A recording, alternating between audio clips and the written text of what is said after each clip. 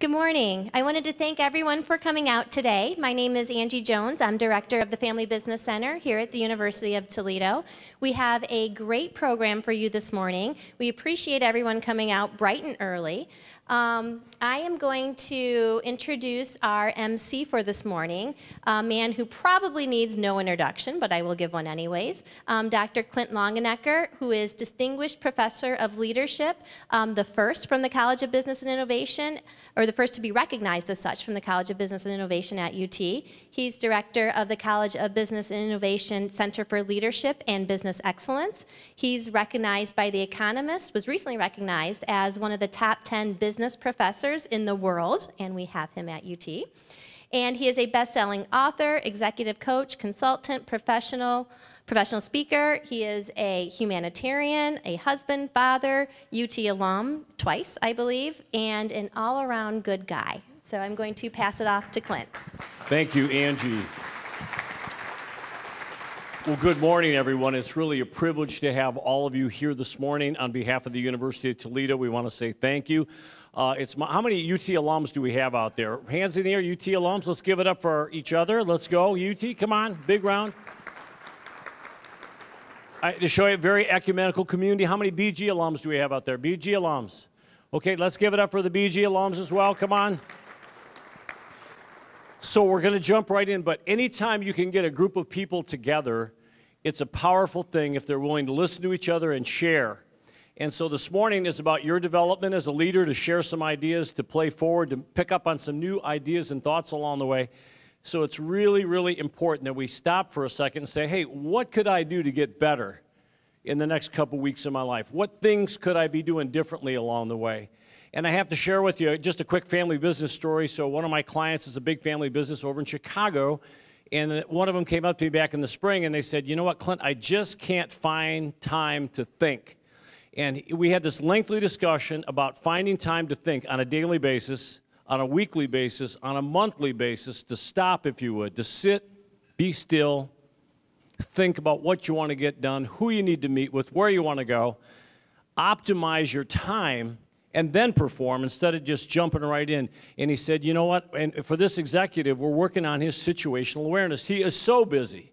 He doesn't always take time to know where he's at, what he's doing, tracking the right things, making the right relationships along the way. So I want to encourage you. So if I could offer you one piece of really important advice in this busy, right on the edge of frantic pace that we carry through life, if you would, we need to stop on a regular basis to think.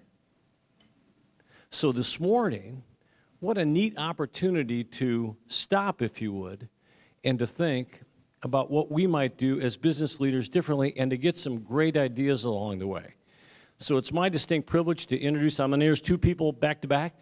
I'd like to introduce our Dean, Dr. Ann Ballas, who's the Dean of the College of Business and Innovation. She has an excellent academic background from the University of Oklahoma to the Mississippi State Women's College to Eastern Michigan University. She is an expert, nationally recognized in the arena of marketing, and she's been at the helm of the College of Business and Innovation since the summer of 2018. And the best thing about Ann, and this is a terrific thing indeed, is that she cares about our students. And so here's a quick story. Yesterday, she took time out of her exceptionally busy day to meet with one of my students who really wanted to meet her, so she scheduled in some time accordingly. Secondly, I'd like to introduce the Dean of Bankers in the Northwest Ohio community, Jim Hoffman, who is the president of the Northwest Market for Key Bank. And Jim is a graduate of the University of Toledo, not once, but twice. He's from Fremont, Ohio. And how many people are really involved in the community to the extent that Jim is? The answer is not very many. From his work at the Art Museum, with the Port Authority. I could go on with a lengthy list of organizations that he has been involved with, but it's quite amazing. So we are very appreciative for him. His lovely wife, Christy's roaming around here someplace, but we really appreciate both these people. I just want to give a special shout out for Jim. When we asked him at dinner last night, and Tony was like, how long have you been at the bank? And his comment was like, a very long time. So he was somewhat reluctant, but let me just say this. His banking career started in 1972. So to have longevity in a senior leadership position like this is no insignificant thing. So let's give it up for Jim, everybody, if we could as well. Thank you. Ann. Welcome. Thank you for coming. Thank you for taking the time.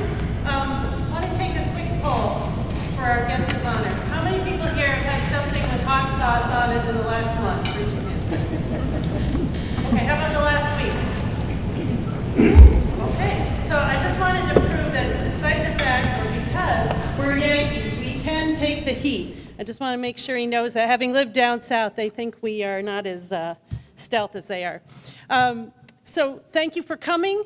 Thank you to KeyBank and to Jim Hoffman for making this event possible. Thank you to Angie Jones and her team, Kirsten Loeffler, Emily Waggy. The Center for Family Business, as you might know, is a very active enterprise in our college. We're very proud of the work that you do. I know many of you obviously are members and participate in the activities of the center. It really is a point of pride for us at the University of Toledo. And also thank you, businesses large and small, for contributing to the economy, contributing to the advancement of your fellow business partners and friends. You lift everybody up with the work that you do, and through the center and their activities, we hope to foster more of that. So thank you so much. Thank you for supporting the center. And I think we're in for a good story about a very famous family business. So thank you, Mr. Simmons.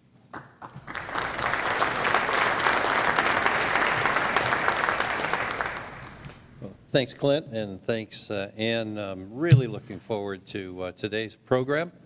We got the chance to have dinner with Tony last night and get a little preview of some things that we'll talk about, and it was fascinating and engaging. You're going to really, really enjoy them. At Key, we've had a long-term partnership with the University of Toledo. Of course, we hire a lot of grads from UT. We like to give back, and so we've tried to support athletic programs, community programs, and especially programs at the business school. So we do that through some annual support, but we also have tried to endow some funds, some around the scholarships, some around activities. And today's event is brought to you by a new fund that we've set up to just support the Family Business Center and to allow programs like this to go on, hopefully forever, so that there's funding for this every year. This is our inaugural event, and I want to congratulate and thank Angie Jones and her whole staff. They did a wonderful job. They were great to work with. Obviously, everything's well organized, and they found a great speaker as well in Tony. So I'm really looking forward to today's program. And let me give you a little background on Tony. Tony was elected Chief Executive Officer of the McElhenney Companies, maker of Tabasco in 2013. He's the great-great-grandson of Edmund McElhenney, and we heard some stories about the great-great-grandpa last night that were just fascinating. Tony's the 5th generation and 7th family member to be the CEO, and in June of this year, he retired. He's still on the board and still active in many of their activities, but his cousin, Harold Tuke Osborne, was named CEO, and so the family tradition continues. And for most of you, you work in all of you work in family businesses, and so managing the family and the business, managing those transitions from generation to generation, they're not easy. And I'm sure today, between Tony's remarks and the panel discussion we're going to have, will bring some great take-home value that you can use to plan. Tony's a native of New Orleans, holds a degree in speech from Loyola University in New Orleans, avid golfer and outdoorsman. He's also a wine enthusiast and aficionado of classic automobiles. He and his wife, Jeannie, have a son and a daughter and 3 grandchildren. Please give a warm Toledo welcome to Tony Simmons. Thank you, Jim. Let me move this down a little bit. Is that better? Good morning. So, thank you all for coming out. Thank you, Jim. Thank you, Ann. Thanks, Clint. Thanks for inviting me to visit with your group. I'm going to start this with about a 13-minute video, and then I'll explain the video after it runs. Hopefully, I won't have any trouble making this work.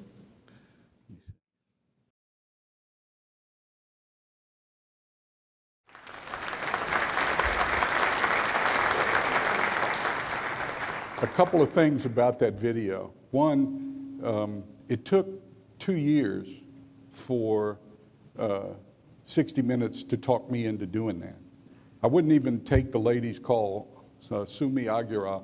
I wouldn't take her calls for a year. And finally, our PR firm in New York said, Tony, please talk to the lady. Even if you're not willing to do this, would you please just talk to her? And I talked to her several times, and she asked to come to Avery Island.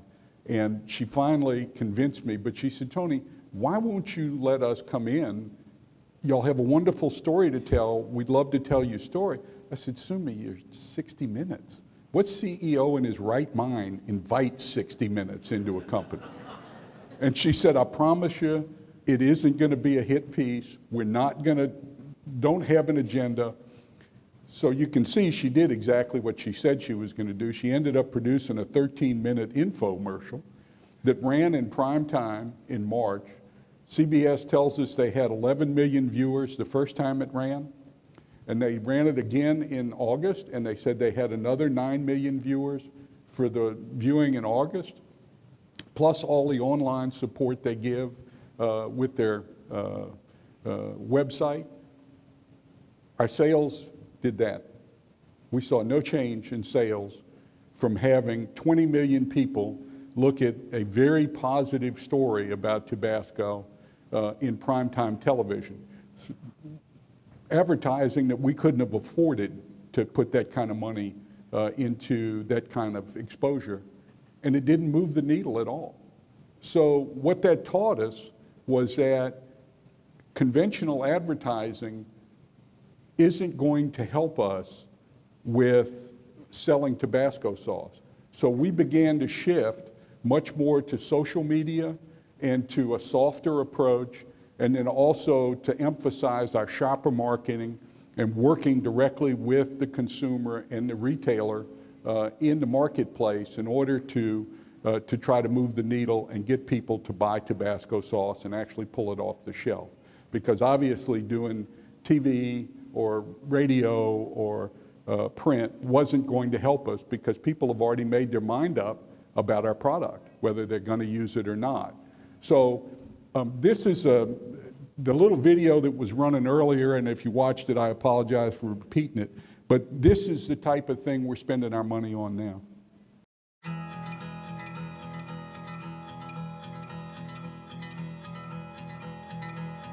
There's a phrase that is often repeated here.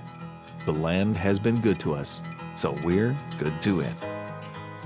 The land is Avery Island, Louisiana, blessed with fertile soil, decorated by Mother Nature in Spanish moss, and standing above a most useful salt dome.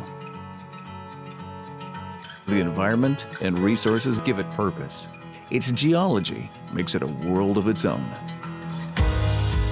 For 5 generations, our family company has worked this land to grow our heirloom pepper seedlings, use salt from our mine, and produce a product that is desired around the world. We've also worked to replant marshes, care for our fields, and follow a nothing-wasted approach to creating our pepper sauce. We share this island with indigenous animals and plants. In 1895, Bird City was founded and built by McElhenney family members to help provide safe habitat for the then endangered snowy egret. Those egrets return each spring to nest. And in 1935, Jungle Gardens was opened to showcase local and exotic flowers and plants among enduring oak trees. Avery Island is not just a sanctuary for plants and birds, but also for a way of life.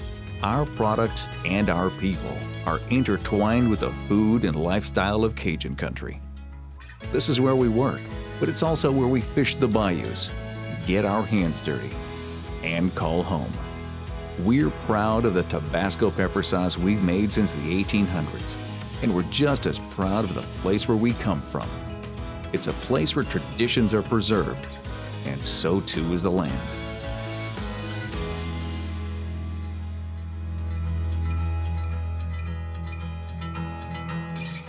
So obviously that type of advertising, which we do online, is geared to a much younger audience, because that's where they get their information now.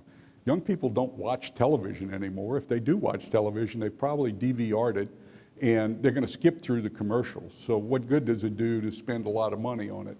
We think this type of trying to reach out to young people is much more effective, because like any consumer packaged goods company, our target audience is really about 16 to 35. Once people get past about 35 years old, it's pretty hard to get them to use something or change their habits. So That's the type of advertising we're doing now, and a lot of the reason we're doing that is a direct result of that 60 Minutes commercial or interview and the impact it didn't have on sales.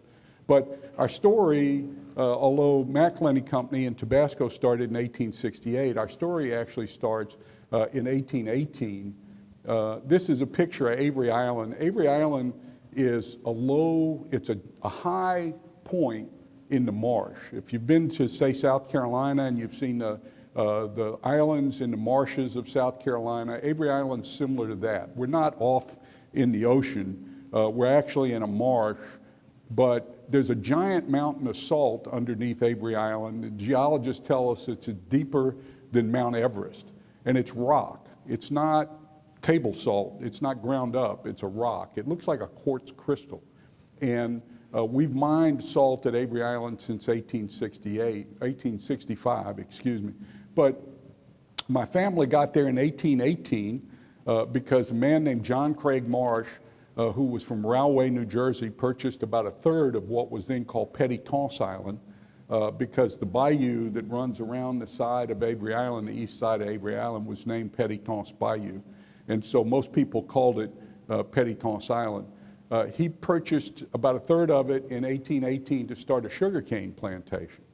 And Edmund McElhenney, who was born in Hagerstown, Maryland in 1815 and found his way to New Orleans by the early 1840s, was an independent banker who had 5 branches of his independent bank that he purchased from Bank of Louisiana. And as he traveled around southwest Louisiana visiting his branches, he became very good friends with Daniel Avery, who had married John Craig Marsh's daughter and resided at Avery Island and was a sugarcane planter. And Edmund never married, and on his 42nd birthday in 1859, he announced to his good friend Daniel Avery that he was actually secretly in love with Daniel Avery's 20-year-old daughter, Mary Eliza. This didn't go over too good. Daniel Avery was not enthusiastic about his 42-year-old friend being with his 20-year-old daughter, but Mary Eliza convinced her father she actually did love Edmund, and they married in 1859. The Civil War broke out shortly thereafter, and as a banker in the South, Edmund ended up losing everything. He was destitute at the end of the war and was forced to live in his father-in-law's home at Avery Island. As he would travel to New Orleans trying to find work, and there was no work for an out-of-work Southern banker in 1865, his family encouraged him to go ahead and bottle the product that he was making for his own use, Tabasco, and sell it because they felt that people would purchase it in New Orleans. So he began to bottle a product and take it with him to New Orleans as he looked for work and sell it to grocery stores and to restaurateurs. By 1868, he decided it was enough of a commercial success to start McElhenney Company. So he created the company in 1868. He ran it until 1890 when he died.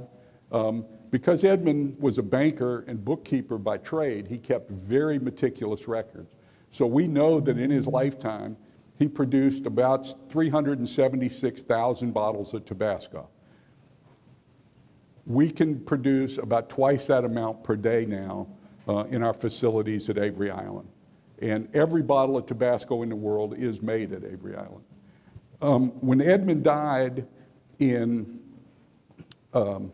this is a picture of John Craig Marsh and a picture of Sarah Craig Marsh, his daughter, and then Daniel Avery, and then that's Daniel Avery, and then this is a picture of Edmund McElhenney, and this is actually an ad we ran in something called Chili Pepper Magazine back in the early 1990s, and it's banker, entrepreneur, and monster chili head. A chili head being a person who loves hot food and can't wait to see how much heat they can take. because that's really, he invented Tabasco for himself, not as a commercial product. He did it because he didn't like the way his food tasted, and he wanted to make his food taste better. One of the questions we get asked a lot is, why did he call it Tabasco? We employ a full-time historian and PhD in history, Dr. Shane Bernard, to keep all of our records and our artifacts. And my family are all pack rats, so we have an entire building full of stuff since we've been in the same place for 200 years. And Dr. Bernard does a very good job of separating the truth from the family stories. He tells us we don't know. We do not know why Edmund named it Tabasco. We've never been able to get a firm answer on why he came up with the name, whether it's just because he liked the way it sounded or for whatever reason. We don't know where he came up with the name and the reason he used it, but that's what he ended up with, and that's what we have. So he married Mary Eliza, so he married into the Avery family in terms of him living on Avery Island and growing his crops on Avery Island. And that's how Edmund started the company and why he started the company. He actually never considered himself much of a commercial success. He always considered his banking career to have been much better than his hot sauce career. Of course, if he could see his family 150 years later, maybe he'd change his mind. So Tabasco peppers, and this is a picture of a Tabasco plant, don't come ripe together. If you ever look at a jalapeno bush or some other pepper bushes, all the pepper all changes at the same time. That's not true of a Tabasco pepper. Tabasco peppers, on any given bush, you'll see green peppers, orange peppers, yellow peppers, red peppers, and bright red peppers. We have an all-natural product. The only way I can control the color of the product in the bottle is to only pick the reddest, ripest pepper. And the only thing that can pick a red, ripe pepper is a human, which is why we are now growing our pepper all over the world. But Edmund's diary tells us when he got back to Avery Island at the end of the Civil War, he found one of his Tabasco pepper plants growing at the side of the chicken coop. And every plant we plant today is an heirloom plant from that. As I said, this is a copy of his ledger. We have his ledgers. He kept extremely meticulous records throughout his life and gave us a lot of guidance on what he did and why he did it. When Edmund died in 1890, his oldest son, John McElhenney, took over the company. And John ran the company from 1890 until 1898, when he resigned as president because he wanted to join Theodore Roosevelt and become a Rough Rider. He remained lifelong friends with Theodore Roosevelt. He never came back to work for the family after he left. This is a picture of John in Mexico in the late 1880s, just before his father's death, because we had a crop failure, and Edmund thought the peppers may have originated in Mexico, and he sent John down to Mexico to try to see if he could find some peppers. We didn't. We actually now believe the peppers actually came from much further south, probably from somewhere in Colombia, close to the Amazon is where these peppers actually originated from, although we've never been able to tell for sure. One of the things John did as president of McElhenney Company is, unbeknownst to us and with no input from us, a playwright in Boston had written something that was called a burlesque opera. Now, in 1894, burlesque opera was not a girly show. As a matter of fact, the original performance, it was all men dressed up as females that actually did the female parts of it. But a burlesque opera was a spoof on opera. It was a musical comedy that was supposed to be funny with operatic singing. And they created this burlesque opera of Tabasco, which was all about a Middle Eastern bey who hated his food, and if you didn't have a job on his island, they cut your head off because he was a zero unemployment guy. And he found an actual shipwrecked sailor who pretended to be a chef so they didn't cut his head off, but didn't know how to cook. But he started putting Tabasco on the bey's food, and they loved it, and there was all kind of craziness going on. It was very popular. It ran on Broadway for a while, and then they decided to take it on the road across the U.S. And they reached out to John McElhenney and said, you know, would you help sponsor this? Because it's all about your product and how great it is. And John said, yes, I will help sponsor it. We will work with you. But as part of our agreement to help sponsor your on-the-road work with the opera and the play, we want you to have people stand at the back of the room after the performance and hand out samples of Tabasco so people can try the product. And that was why we invented the 1/8 ounce mini, to use as a sample in the burlesque opera of Tabasco in 1894. We're still using this product 120 plus years later, and we did about 30 million of these last year. It's an extremely popular product. Some of you may have been in the military, may remember seeing them in MREs, meals ready to eat. It's very, the troops are very keen on it. They actually use it as currency to trade for things. And one of the reasons is because you can put the top back on it and you don't have to use all of it with each, when you open it like a PCP, individual portion control pack. So John invented that, and he did a lot of good marketing work. But as I said, he left in 1898 to join Theodore Roosevelt, stayed lifelong friends. His sons, Jack McElhenney and Walter McElhenney. Jack McElhenney was actually Theodore Roosevelt's godson, and Walter McElhenney was Eleanor Roosevelt's godson. When he left this is a copy of some of the correspondence between the White House and John McElhenney. Some of y'all may remember that there was a bear hunt that was put on in Mississippi, and this is a letter inviting John McElhenney to join Theodore Roosevelt on that bear hunt, but at which he did attend. They had trouble finding a bear for Theodore Roosevelt to shoot, and one of the guides finally found a fairly sickly looking bear and roped it and tied it to a tree to go get the president to allow him to come shoot the bear. Theodore Roosevelt took one look at it and said, I couldn't possibly do that. I can't shoot a bear that's tied to a tree. When the press got a hold of this, they named it Teddy's Bear. And that is where the teddy bear came from. John McElhenney was on that hunt with Theodore Roosevelt when they created the teddy bear. So when John resigned, his younger brother, who was my great-grandfather, E.A. McElhenney, took over the company. And E.A. ran the company from 1898 to 1949. But in addition to moving our company along and taking care of our family business, E.A. was very much a conservationist, an ornithologist.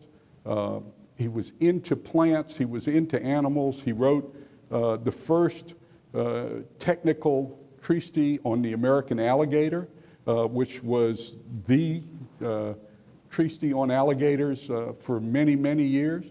And in 1895, as a very young man, as they said in the video, he recognized that the snowy egret was being hunted to extinction for its feathers to make ladies' hats. He went out into the marshes around South Louisiana and he caught 7 snowy egrets. He built an aviary for them. He let them hatch out and let them go. And then he created at Avery Island the first bird sanctuary in Louisiana where they couldn't be hunted or molested. And from that, those egrets started to come back so that by the early 1910 or that period, we were getting tens of thousands of snowy egrets coming back to Avery Island each year to nest. And the Audubon Society credited EA with helping to save the snowy egret from extinction. We actually build platforms for the egrets because egrets will only nest over water. They won't nest over land.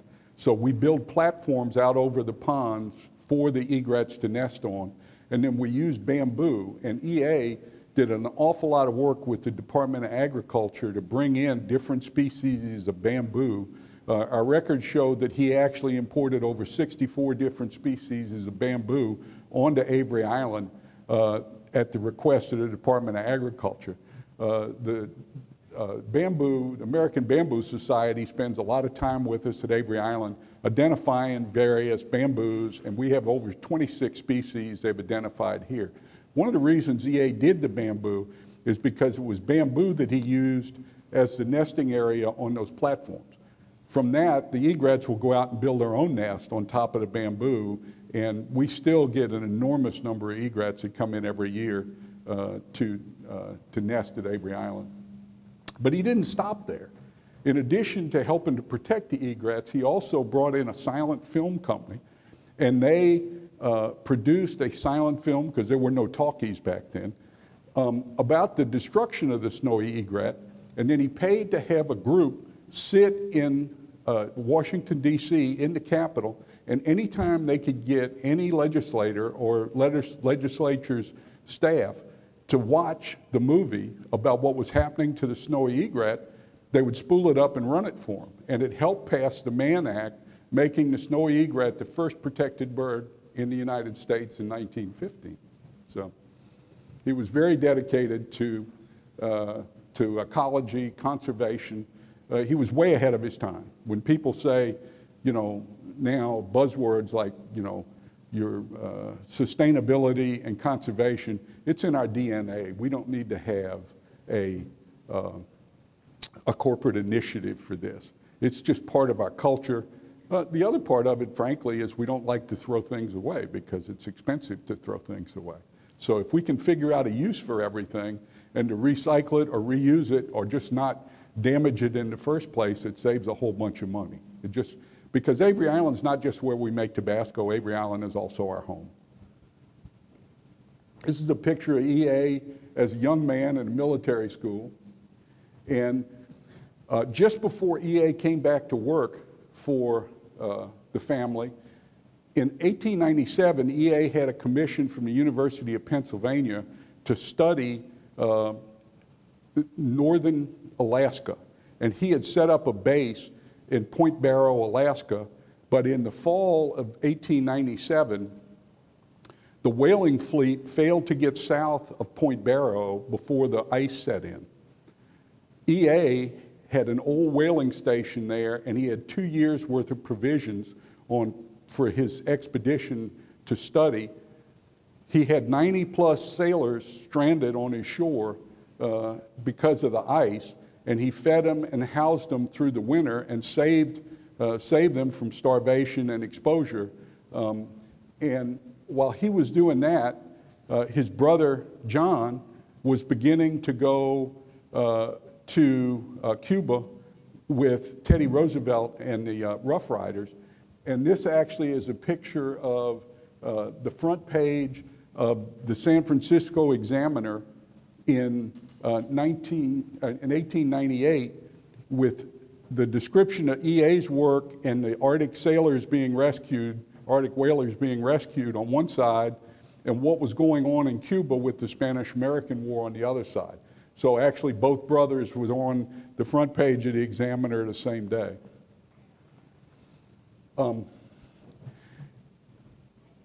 As I said, EA did a lot of work with bamboo. We have some very heavy, what we call moso bamboo, big thick timber bamboo at Avery Island. When I was a boy, one of the ways I used to make money was to saw the bamboo, and you know, each bamboo joint is solid. So if you saw just below the joint, and then you saw just at the top, just below where the next joint is, you can actually make a cup that, you know, will hold water or liquids. And I used to sell them to the tourists as a boy. So we have quite a bit of tourism at Avery Island because EA created the Jungle Gardens and started it in 1935 because he recognized that automobile tourism was a big thing and it would continue to be a big thing. So he wanted to make sure that he could get people to Avery Island in their cars and give them an opportunity to come see all the plants and the wildlife that he had helped to create. Some of his friends were in New York, and in an auction house in New York, they found a Buddha, and they thought it was so good, they decided to buy it and give it to EA, and they shipped it down to him, and he loved it so much, he created a special oriental garden inside the jungle gardens with a temple for the Buddha. We have quite a Laotian population in the local area who came in after the Vietnam War, and many of them are Buddhist. So we continually find offerings for the Buddha left at the temple. People leave money. Once a week, we collect up any money that's left, and there is a Buddhist temple in New Iberia, which is the closest city to us, and we take it over to the Buddhist temple and give it to them. And that's a picture of the pond and the temple in the jungle gardens with the Buddha. I assure you, it's the last thing you expect to find in the middle of nowhere in southwest Louisiana. So, we also do quite a bit of work, and EA did quite a bit of work on the marshes. EA didn't have the money to convert marshes and land into bird sanctuaries, but he had a lot of friends and contacts, and he convinced a lot of very wealthy people to donate land. And EA was responsible for getting about 180,000 acres of marshland donated to conservation and turned into wildlife preserves in southwest Louisiana. The Rockefeller family, the Ward family, an enormous number of families who did have considerable money. And of course, back then, that was before oil and gas was found underneath this land, so it was worth very little, if anything, just pennies. Unfortunately, EA had big plans for our family business, and he decided to expand it. He started to produce canned goods. He built up a fleet of shrimp and oyster boats and began to invest heavily, and he borrowed a lot of money to do that, and it didn't work. We almost lost the company to the debt, but fortunately, one of our cousins, who was on the Avery side of the family rather than the McElhenney side, he didn't have any part of Tabasco, but was a very wealthy man from Pennsylvania, he agreed to lend us the money to not lose the company. And EA shut everything down except the production of Tabasco pepper sauce. But it wasn't until about 1950 that we actually were able to relieve all of that debt and get rid of what we owed one of our cousins. It made my family extremely hesitant to do any type of financing or to carry any type of debt. And I think we still feel that way. It maybe impacts us to some extent, but my family is very adverse to carrying any debt. We do everything with internally generated funds. This is a picture of his canning operation in the 1920s when he tried to expand. This is what we called the laboratory. It was next to the residence on Avery Island where the family lived. And that was where we made Tabasco until 1905. In 1905, EA also invested quite a bit of money to build our first plant. We're still using this building today, but that was done in 1905. EA also ran into quite a bit of problems with knockoffs, with counterfeits, with people trying to trade on him essentially creating a new category. And we spent quite a bit of money and time protecting our marks. We finally were able to get a patent on the word mark Tabasco in 1905 so that no one was allowed to use the name we had for a pepper sauce. When EA died in 1949, after running the company for over 50 years, the Rough Rider, John McElhenney, his son Walter took over the business. And Walter was a Marine who served in the Second World War in the Pacific. Walter received a Navy Cross, a Silver Star, and 2 Purple Hearts while serving in the Pacific. At the end of the war, he came back to Avery Island and studied under EA for several years before taking over the company in 1949. Walter ran the company from 1949 until 1985. Walter had a lot of challenges to overcome in taking over the family business. When I was a boy in the late 50s and early 60s, this is how we would make Tabasco. And essentially what they're doing is they put 8 barrels around a barrel of mash. And she is helping him to equally distribute those 1 barrel into 8 barrels, and then they would fill it with vinegar, and we would hand stir it for about 30 days before we'd strain it and make Tabasco. We still do exactly the same process, but we do it in 2,000-gallon tanks with electric motors to do the stirring, and it's a much more efficient process. The process hadn't changed, it's just been scaled. This is an idea of the same thing. When we got ready to make the final sauce, we had to screen it, we had to take the solids out of it, and we did that literally with a pail and a screen to drain it before we would bottle it. We do that now with high-speed mills to take out the particles that we need to do, and we reuse all of that product. None of it's going to waste. Walter also had to expand. Up until about 1965, we grew all our pepper at Avery Island. But by 1965, our demand for pepper was so large we couldn't produce enough at Avery Island, so we began to look for new places to grow Tabasco pepper. We now grow pepper, and Walter was who started this. We now grow pepper in Honduras, Guatemala, Nicaragua, Ecuador, Panama, Peru, Colombia, Zimbabwe, and South Africa. And Walter is the one who recognized we needed to move away from what we were doing. Walter also, like his father, believed in marketing, and we were the first sponsor of the Jack Parr radio show. And that's what a picture of this is. We had Jack Parr pushing Tabasco over the radio in the early 1950s.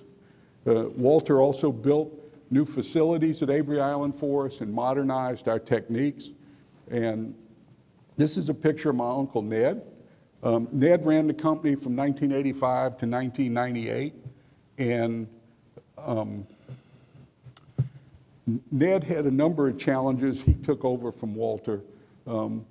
He had to build a new plant, which he did on the north side of Avery Island in the early 1980s.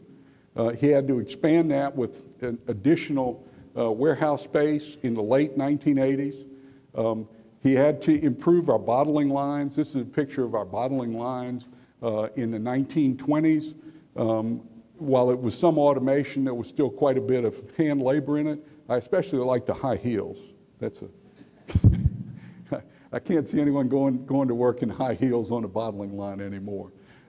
This is what our bottling lines look like now. We have, in one room, we have 4 high-speed bottling lines, and we have the mini line and off-speed lines. We have gallon lines and various other things. But Ned was the one who had to do that heavy investment and reinvest significant amounts of our family money in upgrading our facilities, and he did.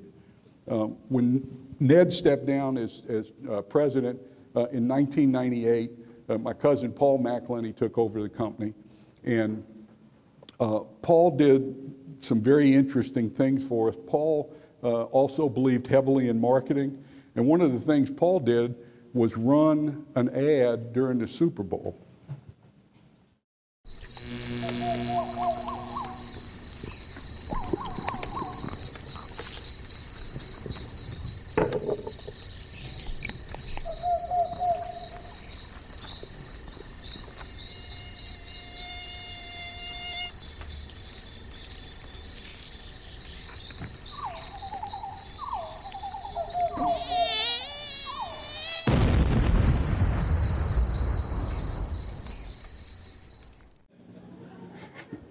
It did pretty well.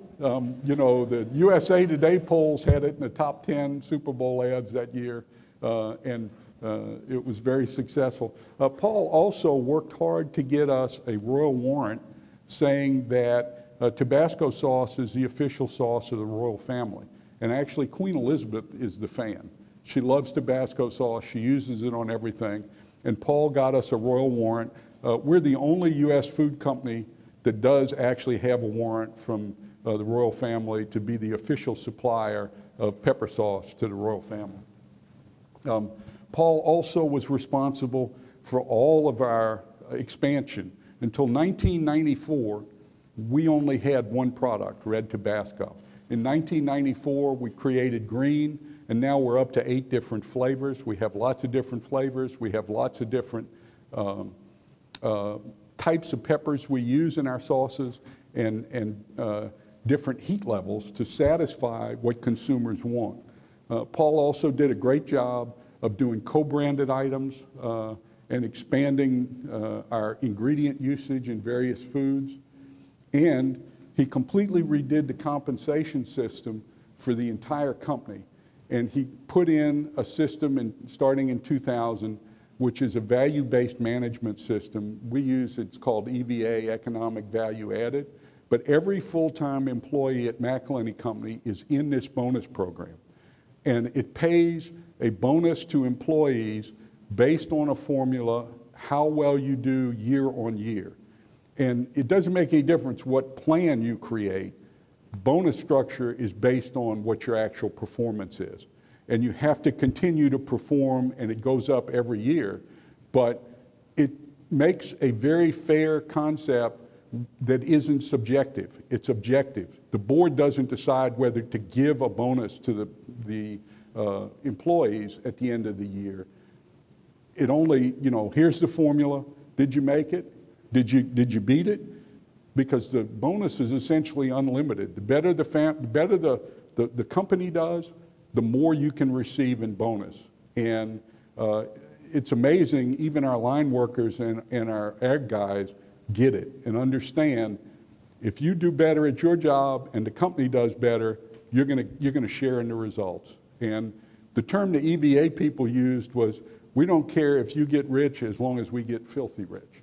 So it's been very effective. We've been using it for 20 years. Paul put that in. Paul also, when my Uncle Ned stepped down, Paul was the last person, the last family member in the business. And Paul reached out to my cousin Harold, and he reached out to me, and I, in 1999, was in the process of selling a crane distribution business I owned in the Carolinas, Virginia, Florida, and the Caribbean. And Paul said, Tony, did you sell your company? I said, yeah. He said, well, if you want to work, why don't you come back to work for your family? So Paul brought me back in as his understudy in 2000, and I stayed as Paul's number 2 until 2012 when they made me president and CEO in 2013. Those are Paul, myself, and Took in front of our barrels. We have about 66,000 wooden barrels at any given time full of Tabasco pepper mash. Everybody remembers Hurricane Katrina in New Orleans in 2005, but 2 weeks after Hurricane Katrina, we had Hurricane Rita. And Hurricane Rita tore up Avery Island. This is a picture of the road to Avery Island. This is what it looked like during Hurricane Katrina. We had about 7 feet of water over the road, and we were cut off for a week. So we built our own levee at Avery Island to protect it. And then we also expanded our visitor experience significantly over the last few years. We spent $6.5 million on our visitor experience to help promote and do things at Avery Island. So I'll talk just a couple of minutes. We're going to do a panel discussion here, but I'll talk just real briefly about us. We're an S Corp. We were a C Corp, but when we were able to become an S Corp, we did. Family members do not automatically receive stock by being a family member. Our stock is passed down from generation to generation. I received my stock from my father, and I'll pass it on to my children. I already have passed on some. The number of shares is fixed. We do not offer shares as an incentive to any employee or family employee. It's passed on in the estates, mostly. I have about 135 family shareholders, And we have a board of directors of 10 people. The chairman is not executive. The president is the CEO. 3 family members currently are actively involved in the business. My cousin Harold is the CEO. My son John works for the company. And we have another young family member who's about 10 years younger than John, who just came into the business about 3 years ago. When we hire a young family member to come into the business, they work for another family member, and if we hire them, it is because we anticipate that they will one day be the CEO, because we don't hire a lot of family. They work for another family manager. If that family manager determines that that person is not capable of being promoted, they're asked to leave. They can't stay. It's not fun if we make a mistake, but we recognize it's a business, and this concept of only having between 2 and 4 family members actively involved in our business and actually being trained to be the CEO as they move through the business has worked well for us. I don't know that it would work for other families, but it has worked for us. So we also invite our high school and college-age kids to come out and do summer work at Avery Island. And actually, we give them the worst jobs in the place. And it gives us a pretty good idea who thinks they're to the manner born and who really has a good work ethic. So while it may not,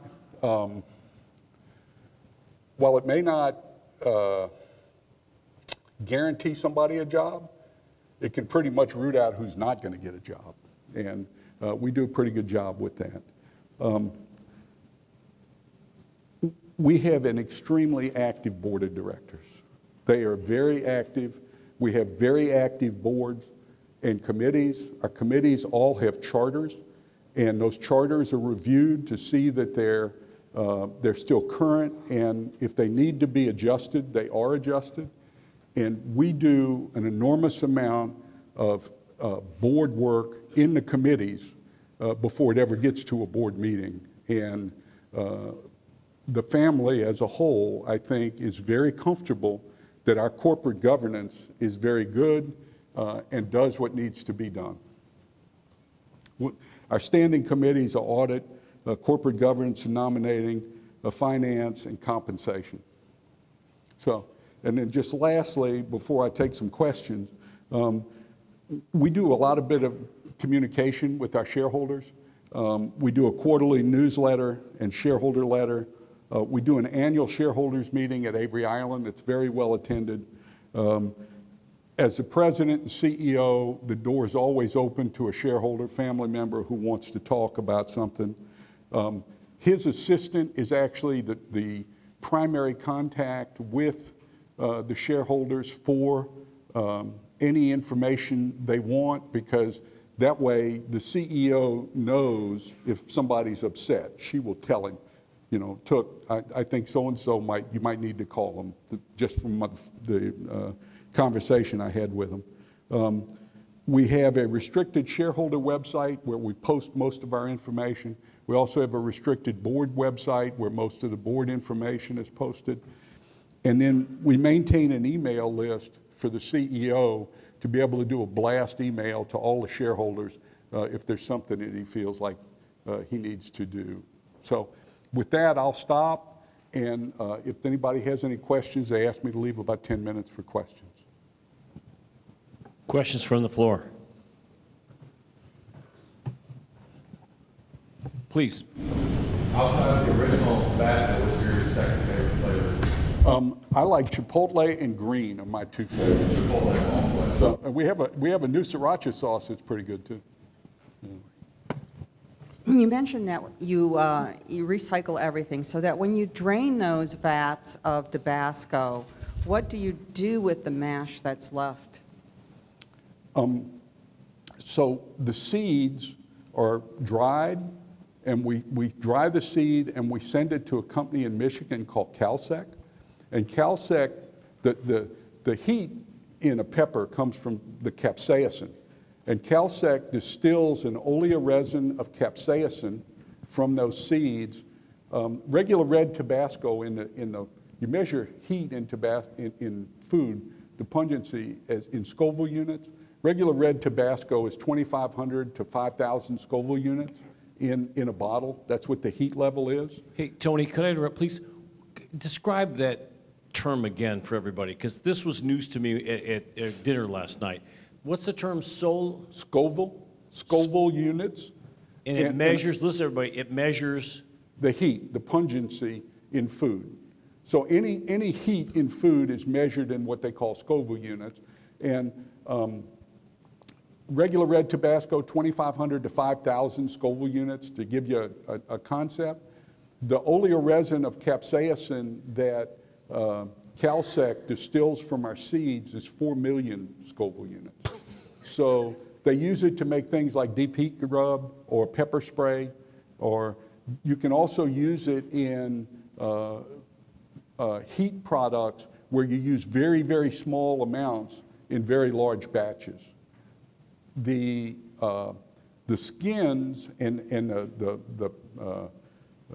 the other solids that we take out of the product, we use with Tabasco to get different levels of heat and different levels of viscosity in industrial products that we sell to other food manufacturers.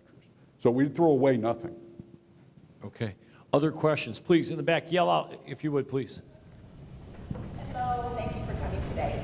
So what is your hesitancy with sharing your numbers? Because it's been my experience that when I share the state of the company and how well we're doing, it's actually a metric that keeps employees engaged and excited about the state of the company.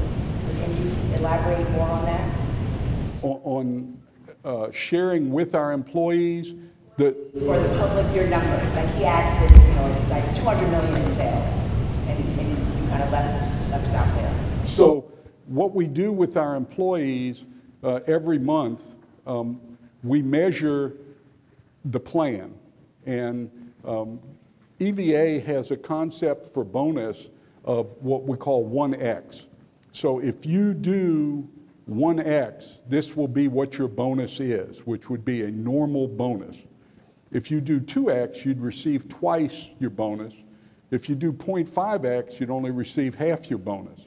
So each month on our bulletin boards and in our meetings, we talk to our employees about where we are against our plan for the year, so that while they don't get detailed financial information, they do understand what their financial information would be, because they know how much their own bonus structure is. And our bonus structure is calculated to where our rank and file worker gets two pieces to their bonus. One is a management by objective, bonus by objective. If they reach their manager's objectives, they can receive 50% of their bonus. The other 50% is based on EVA, based on how the company does. For a top manager, it continues to increase. As CEO, 65% of my potential earnings were based on performance. So the higher you get in the company, the more your performance governs your earnings. And we do, as a family business, we also hire outside consultants to help us determine what our family employees should be paid, so that there is a third party trying to help us determine the correct compensation for our family. Okay, other questions from anybody? Questions, please? Here, Landon. Thank you for coming and speaking with us today, sir. Landon Blue, University of Toledo student. Just curious, how difficult is it to tell a family member that I guess you don't want them to be continuing on working for the family business? It's very difficult. It has happened. We do make mistakes, but we do, before we offer a job to a family member, part of that job offer is that if the family member you work for, the family manager you work for, in their sole discretion decides you're not capable of moving, you're going to be asked to leave, and you're going to be asked to leave without upsetting the rest of the family. And if you won't take the job under that circumstance, then please don't take the job. But no, it's not fun. I'm curious about the evolution of your governance process, particularly the involvement of outside directors. I assume, do you have outside directors? Oh, can you just comment on the evolution of that and the dialogue that's happened along the way? So when I joined the board in 1998, before I went back to work for the family, when I was still an independent distributor of crane products, our governance wasn't good. But the board put 3 new board members on. I was one of those 3 new board members. The 3 of us got together and said, we don't think things look good here. And we made proposals to the board, which the board accepted and agreed to, that really strengthened our governance. It created some committees. It demanded accountability from the management team. But what's happened with outside directors, and we are open to outside directors. We're not closed to outside directors. At this point, we're kind of a unicorn. We're a 150-year-old family business that is family-owned, it's family-operated, and the board is all family, or spouses of family. But we added 2 members to the board about 3 years ago, both in our 6th generation, both in their early 40s. One got his degree in chemical engineering from Stanford, and then a PhD in chemical engineering from Berkeley before going to work for Bain & Company. He was a full partner at Bain & Company at the time we added him to the board, but he has since gone on to working with Vista Equity Partners, if you know them, big software conglomerate. The other young family member that we put on the board from our 6th generation graduated from Harvard with an MBA, worked for McKinsey & Company for a while, went back to Harvard, finished 2nd in Harvard Law, and then she went to work for the DOJ and for Verizon, and then was the co-CEO of the Brady Center in Gun Violence, and now she's moved on to another job. She's an extremely smart young lady. And because we've had family members like that to pull onto our board, and we still want to control how big our board is. We don't want a huge board. We don't like huge boards. We think that has tempered our need to actually seek outside directors. But we are not closed off to outside directors at all. Last question. Okay. Coming from a family business as well, we have a lot of family shareholders. I'm just curious, how do you distribute your wealth to your family shareholders? Is that through a dividend program or something else? So we're an S Corp as opposed to being a C Corp.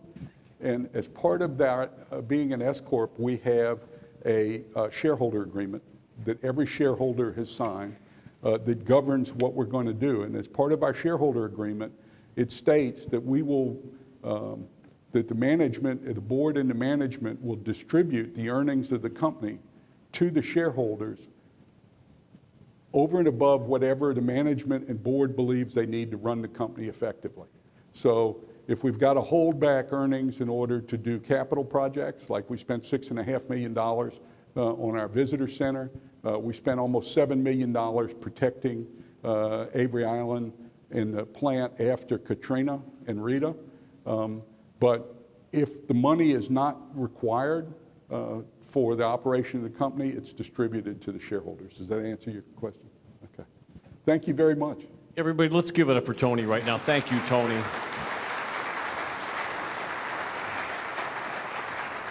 So if you think about the challenges coming back from debt and creativity and growth and working in a sustainable environment, the list could go on, but a lot of lessons. So what we're going to do, we're going to take an exactly 6-minute break. We're going to have a special panel discussion. I would submit to you, probably not like you've seen before. It's going to be kind of like a sharing of secrets and some insider stuff. Allie Sterling will join us. Steve Worth will join us, and also Joe Schrader will join Tony. We're going to push everybody up towards the front here, and we're going to have kind of a closed circle discussion around some critically important issues regarding thinking big, innovation, governance, communication, transparency, and some other pretty hot topics. So everybody give yourselves a big round of applause. We'll see you back here in 6 minutes. Thank you. On your mark, get set, go.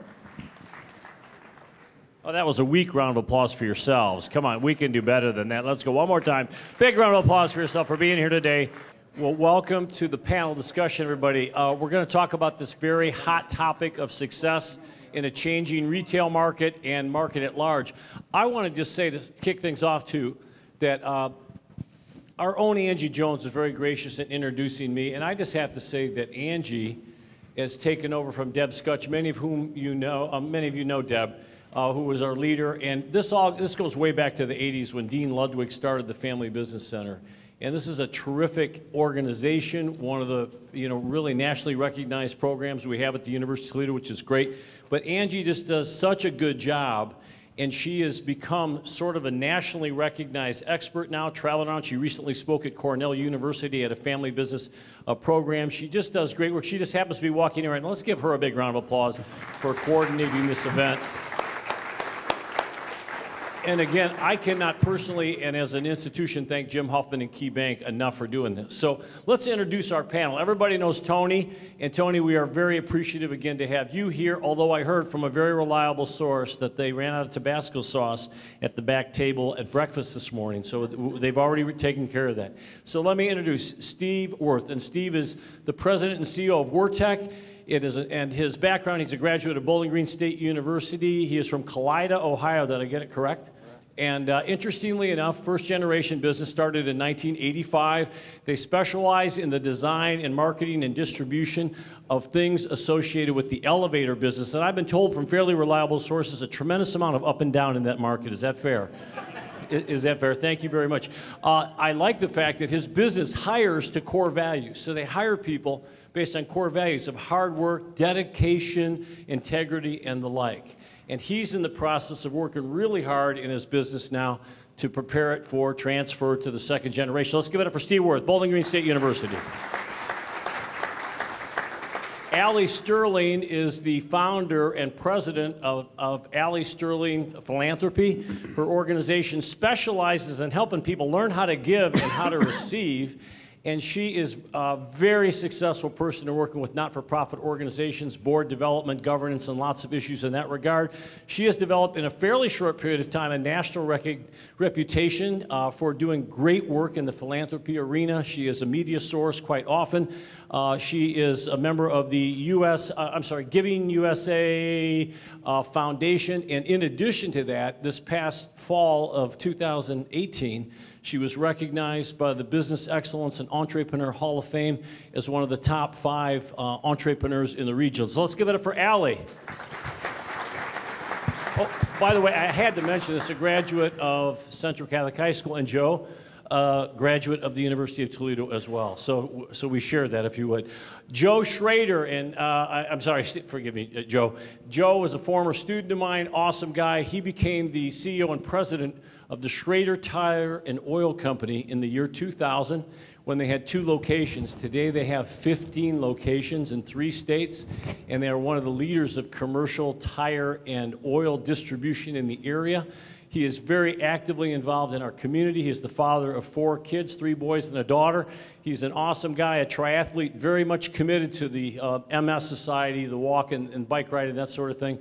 But he's a difference maker in our community at a lot of different levels. And so when I see a guy like Joe, it just reminds me of what a blessing it is to be a teacher and to invest in the lives of other people. Let's give it up for Joe if you could. So, Joe, thank you. Okay, so we have some questions for our team, and I know that a lot of you have some questions as well. So there's our lineup of speakers today, and different backgrounds, diverse backgrounds, but very interestingly enough, all of them are engaged with the Family Business Center at some level, if you would. So first issue of the day, governance. So let's look at our definition of governance. We're going to have them talk about this. This is a hot topic. By the way, Angie Jones and company surveyed all the people out there in the Family Business Center who are involved with the board. And what topics should we talk about that are pressing, what are, no pun intended, Tony, hot topics for what we want to get at here? So governance, family governance, is the process or structure to educate and facilitate communication between family members. It also provides a forum for constructive discussion, problem solving, and decisions about the family as it relates to the business, as well as how the business relates to the family. And I think that that's a great way to think about this from both sides. Based on your experience, and we'll start this with Tony, based on your experience, what are the key issues of family business governance from your vast experience, Tony? Every family business is going to be a little different in that if you're a first generation going to a second generation family business, the challenges you face are probably different than the second to third or third to fourth. But to me, the thing that's most important and would be universal across all of the changes that different family businesses have to negotiate to go to the next generation is communication. Transparency, sunlight is an amazing disinfectant. And I have 135 family shareholders. Some of the rumors that get started are incredible. And if you have a good system of communication to communicate with your shareholders, that you can go out and find out that this is being circulated and then show them why it's not true. And that that's just, just a rumor. So I'd say that, the communication and transparency and openness with shareholders would go across whatever you're going from first to second, second to third, third to fourth, fourth to fifth, whatever it is. We're going actually to our sixth generation now. Some of our board members are now part of the sixth generation. And we have our seventh generation of shareholders. Okay, thank you so much. Steve, how about you? Your business started in 1985. Now you're getting ready to move into the transfer of influence to the next generation. Please speak to that if you would. Yeah, so for us, it's a little bit different. We're in a different transition stage. I'm fully involved in the business. So as the founder, I'm still driving the majority of the decisions, or vast majority of the decisions. And I'm feeling and experiencing the change that's taking place, because for the first 20 years of Vortex existence, it was me. I literally made every decision. My kids were little, they were growing up. And now I have a son-in-law in the business with me. I have a son that's been very involved in the business with me. And so I'm starting to feel this transition as the family members get involved. And the dynamics of it are dramatically different, for sure. We all know it's difficult enough to run a business, and it's difficult enough to have a successful family. And then when you mix the two together, the chemistry of that is pretty dramatic. And so it takes a lot of work in order to do it successfully. Tons of respect to the Tabasco family or the McElhaney family, because what they've done to get through to the fifth and sixth generation has got to be incredible. So, so definitely you feel the, if you will, the heat of what happens when you start transitioning into the next part of the family. I'll ditto what Tony said about communication. It is probably the #1 most important thing that we've recognized as we're doing this transition. And I will say that we've worked very hard at it. We started probably about 8 years ago.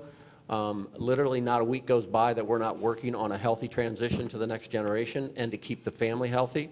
So we work very hard at it. We have a very structured approach to it. We spend a fair amount of money to do it, because we decided very early on that what was more important than having a successful business was having a successful family. So we identified that as our #1 goal.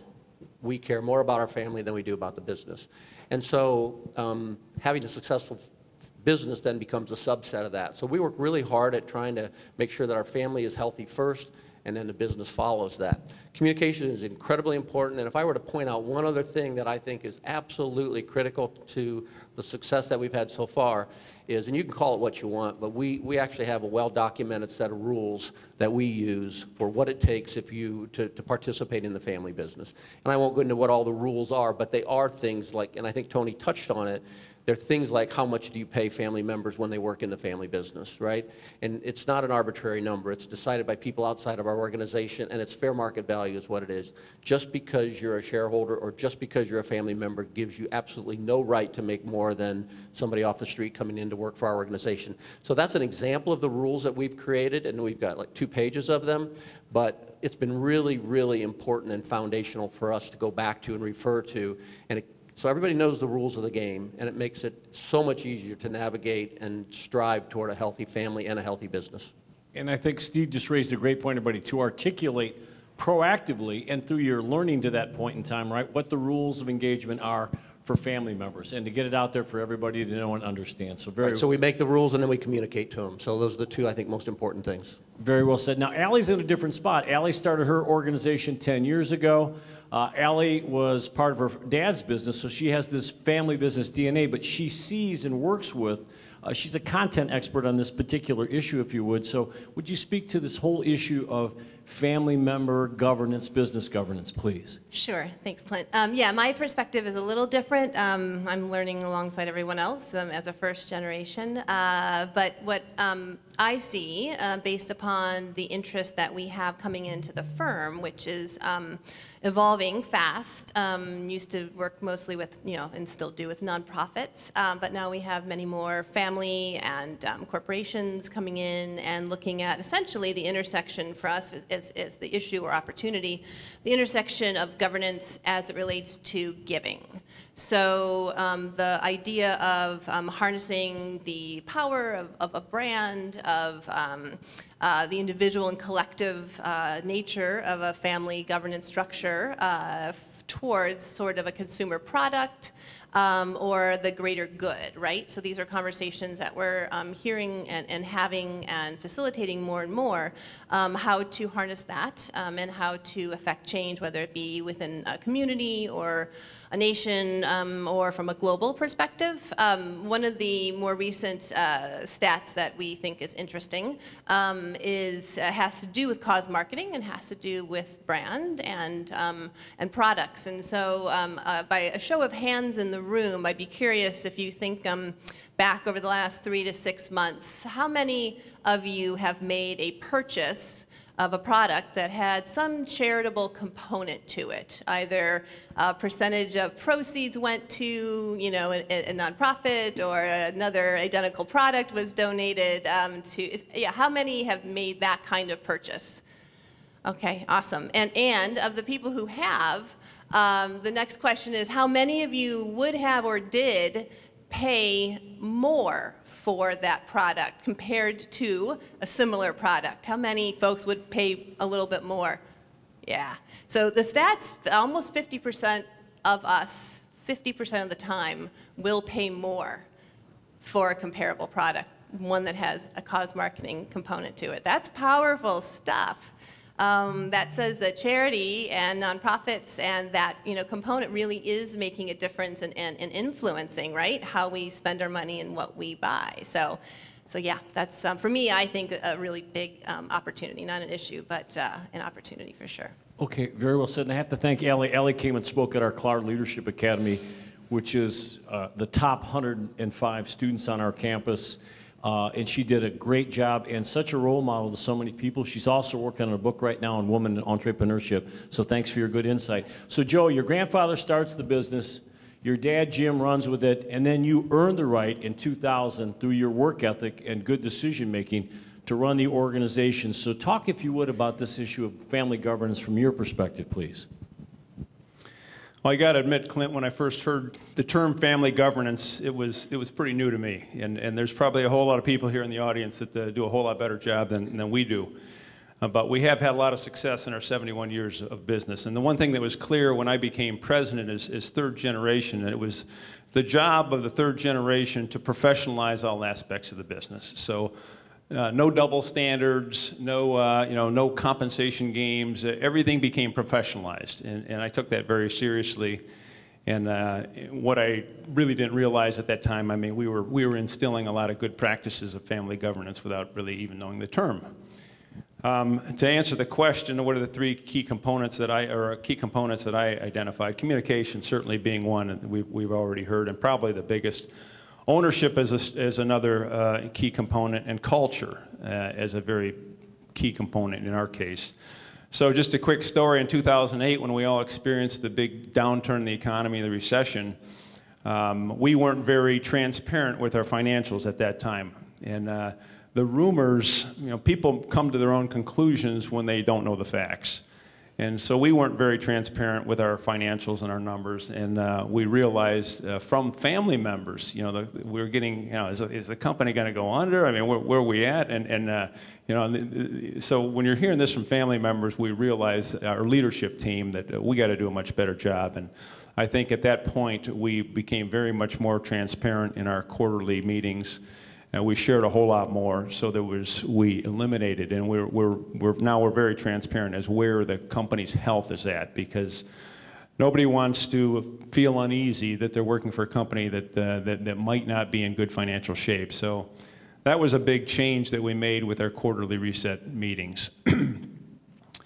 So, we do have 16 family members. I had to do a count here preparing for this. We actually have one second-generation member working in the business, 9 third-generation members, and 6 fourth-generation members.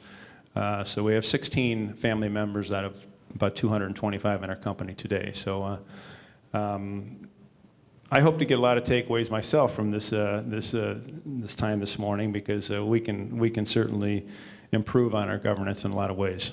Okay, now if you look at this issue of governance and you talk about the issue of family business in general, these 2 words will always pop up: family consuls and a family constitution. So your thoughts, Joe, on family consul, family constitutions, formalized, informal, how do you get the word out? How do you stabilize those 2 issues? Any thoughts? Well, probably one of the smartest things that my grandfather did when he wrote into the bylaws of the company is that back in 1948, that he wouldn't allow any ownership outside the company.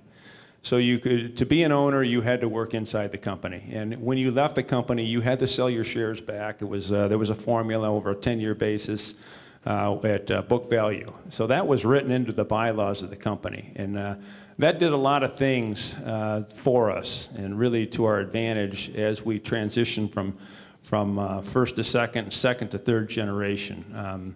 Maybe one of the better pieces of advice I got from one of these meetings years ago was to prune the family tree. And I think really what they were talking about is consolidating the ownership, which made it a whole lot easier for what is now my brother and I's position as the 2 principals in the company to manage and run the company. So I took that pretty seriously, but I think it would make an awesome seminar, wouldn't it? How to prune the family tree. How about that? So we really don't have a constitution per se. We certainly do allow all high schoolers and college students to enter and work in the business. And we, too, give them the nastiest jobs. And when you're in the tire and oil business, we got some nasty jobs. We got some really nasty jobs. My controller that's sitting in the back of the room, Mark and I, we grew up in the business from 13 years old on, and we got the worst of it. But when you come from that place, you only got one way to go, is up, and it is certainly a weeding out process. But Joe, I remember you as a kid roaming around with jeans on that had holes burned in them from battery acid. Is that a fair estimate from you doing batteries, or no? That's very true, and we still do handle batteries. All right, very good. Tony, your experience, family consuls, family constitution. You've talked about a little bit about it already. We actually don't have a family constitution, or we treat our family businesses, and we talk to our shareholders as treating their family business as a business and as an investment in a business. And we encourage them to look at their holdings in McElhenney Company as the way they would look at their holdings or investment in any business. We run the company very much like a public company, and we ask our shareholders to think about their family business very much like as if it was a public company. A family can't run a business. 135 shareholders can't run a business. They have to elect a board of directors who picks a CEO who runs the business. And the board's job is to be the shareholder's voice over that CEO and make sure he's doing what's best for the family and for the company. But we don't have a family office, and we don't have a family constitution. We do have a very good set of bylaws and a charter, with things such as you have to be a blood descendant to own shares or the spouse of a blood descendant to own shares. Okay, thanks. Steve? Yeah, so one of the, I guess, advantages of being first generation or founder is that, I guess the advantage is you get to make the rules. The downside is you have to make the rules, right? So, and it's not always that easy. So, I mean, I enjoy these kind of settings because I learn from every one of these. Everybody has a different way of doing it, you know, and so we recognized 5-6 years ago that it was important that we start making the rules. So we do basically have a family constitution. We employed some outside help to help us develop it, and it's been very, very foundational for us. Because this was new for us. First of all, having a business was new. I didn't come from families that had businesses. And so it was all new for us. Actually, neither did my wife. And so this is all very new for us. And so we employed outside help to help us to create a lot of the stuff. So I find having a family constitution or the documents, that the power of it is incredible for us. And I think it really helps us to then communicate to the second generation as they're coming up. Family council is more to us is like the family meetings that we have, and we just have a casual terminology for our family meetings. We try to run them on a regular basis. They're formal in a setting. We made the mistake of trying to have fun at the family meetings the first time we had them, and so we did it over the dinner table with some glasses of wine. Big mistake. Everybody write that down. Yeah, right. So we should have known. But now we do them in a much more formal setting. We conduct them like a business session, and we actually have family meetings, and we have an agenda, and we give everybody a chance to talk, and we pound out any topics that come up. And so we're big believers in that. Again, it falls back into the communicate, and so big believers in both of those. Okay, thank you. Kelly?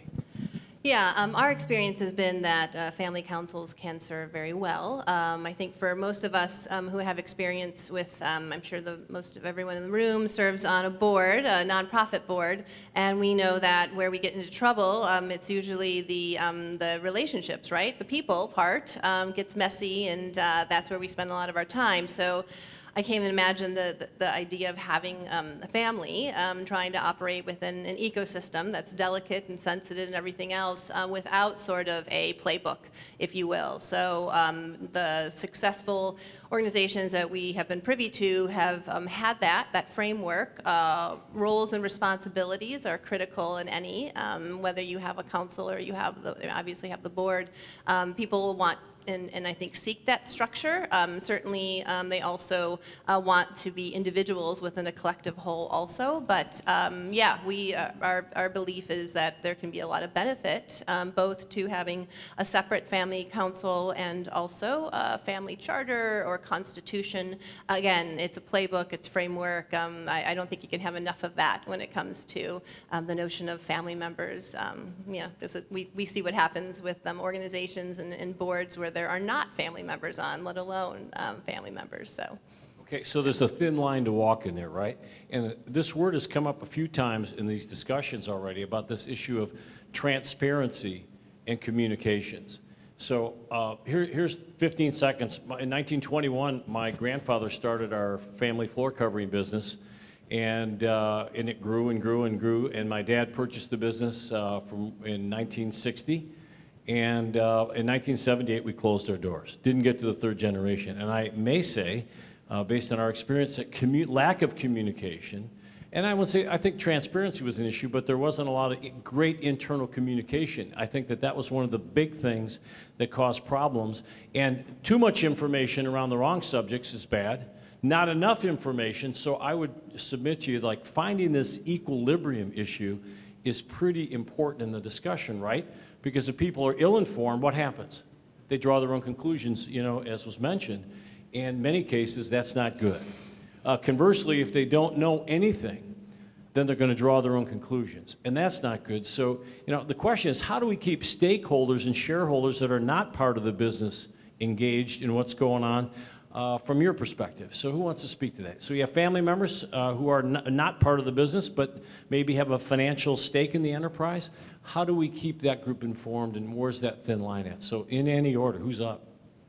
Batter up.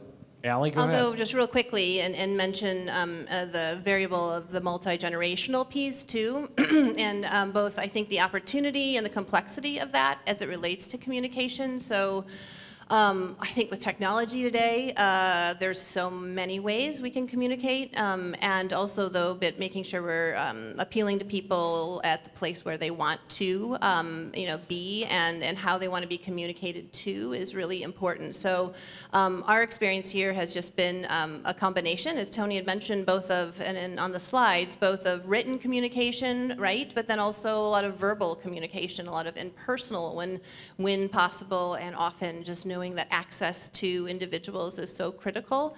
But again, looking at the different generations, I think there's such a sensitivity around the different ways, the different methods, and how, and if it's working. And so I think the last thing I would offer on this is the notion of actually surveying. I mean, depending on the size, again, of the board or the council or the structure you have in play, making sure you're surveying and asking people, right, how do you want to communicate? What's effective for you? What are we doing currently that maybe isn't working, isn't landing the way it needs to or should? So just that kind of pausing and asking the questions, surveying, and then tweaking constantly the methodology. So, yeah. Thanks. So one of the things that we do to try to inform our shareholders is we hold what we call a shareholder education program. And we will invite approximately 25 shareholders or their spouses if their spouse is a shareholder. You have to be a shareholder to attend the program, but we do allow spouses to own shares. We invite 25 shareholders at a time to come to Avery Island in October, at the end of October when we hold our board meeting.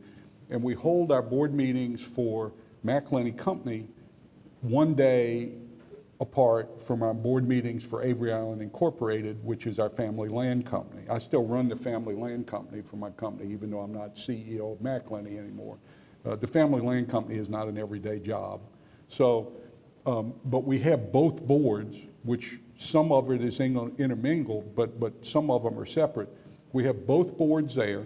And we bring in about 25 shareholders on a Wednesday night, and they spend all day Thursday and all day Friday learning about their family business. They spend a couple of hours with each of the vice presidents that run the various departments. They do tours. They do their meals with all of the board and with some of the officer group to get to know the board better, to get to know the officers better. And then Saturday morning, we bring in a business consultant from Tulane University in New Orleans, and he spends a half a day with those young shareholders, essentially teaching them how do I be a good shareholder in a family company that I am not actively involved in, other than being a shareholder. Just if I may, that's an awesome idea. The second question about what practices might be useful, educating the members who have gotten stock in the enterprise and have a vested interest in the enterprise so they know their role. Role clarification. Thank you. I didn't mean to interrupt, but... No, you're not interrupting at all. And actually, there's a little book that's very short called How to Be an Effective Shareholder in a Family Company. And we send it to them before they come to the meeting, and we tell them there will be a quiz. The other reason we use an outside business person from Tulane is to allow a third party so that if these people have questions that they don't want to ask to a family member, a board member, or a part of the management team, there's an independent third party they can pose that question to. Oh, I'm sorry, Steve. All right, mine's going to be real quick. It's we're such a small family. It's just myself and small shareholder group.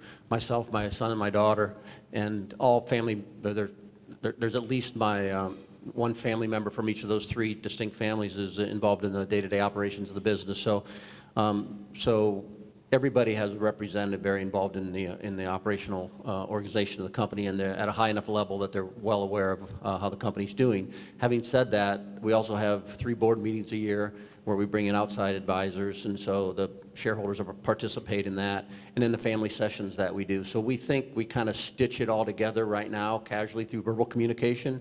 So we don't do any written documents or anything like that. We just get together and have conversation. Okay, Thank you. Any additional thoughts?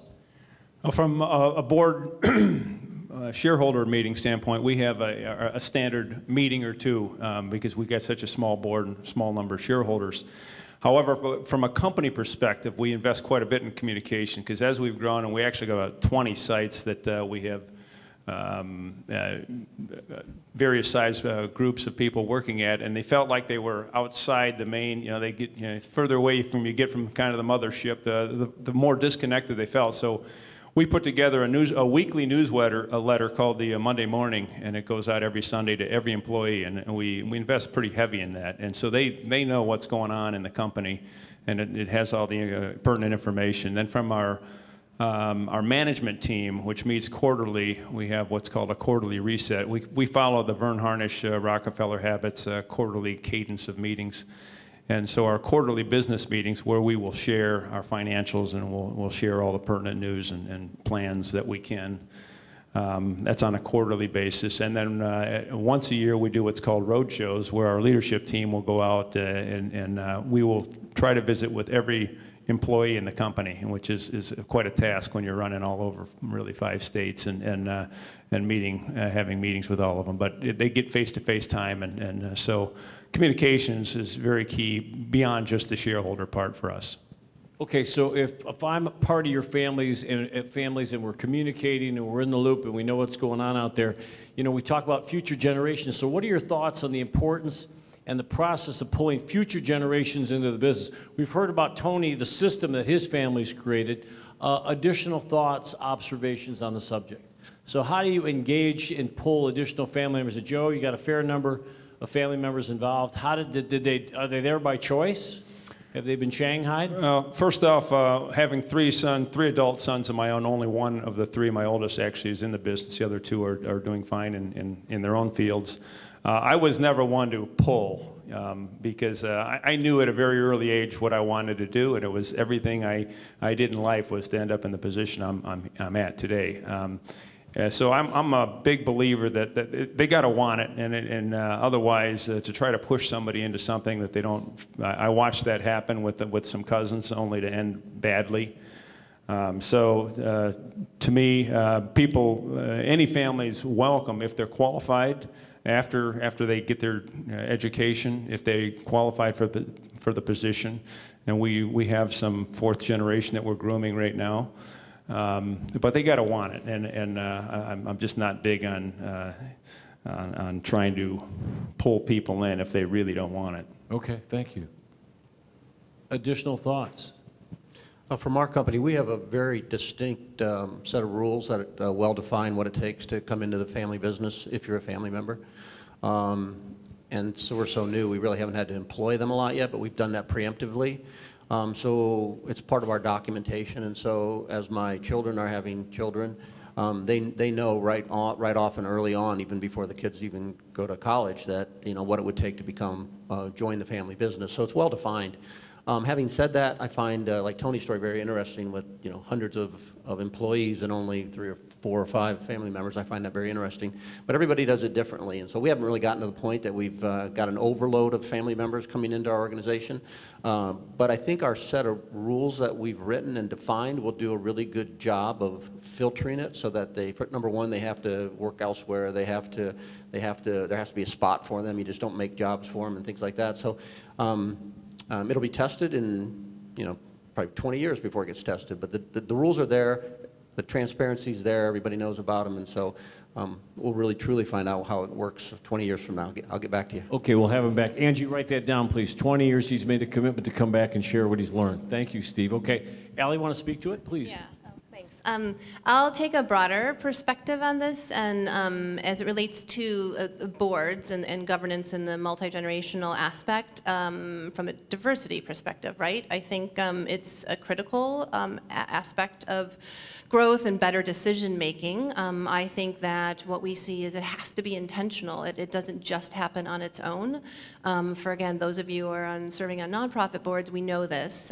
We have to ensure a diverse diverse board. That means different generations. That means gender, ethnicity, lifestyle, you name it. But again, it does have to be intentional. It has to be planned. It has to be worked and to stay the course around that. The better decision making, I think, that comes from that is a outcropping of course, experiences. And so I even think for myself, I don't have an advisory board. But if I did, I would want to ensure that it represented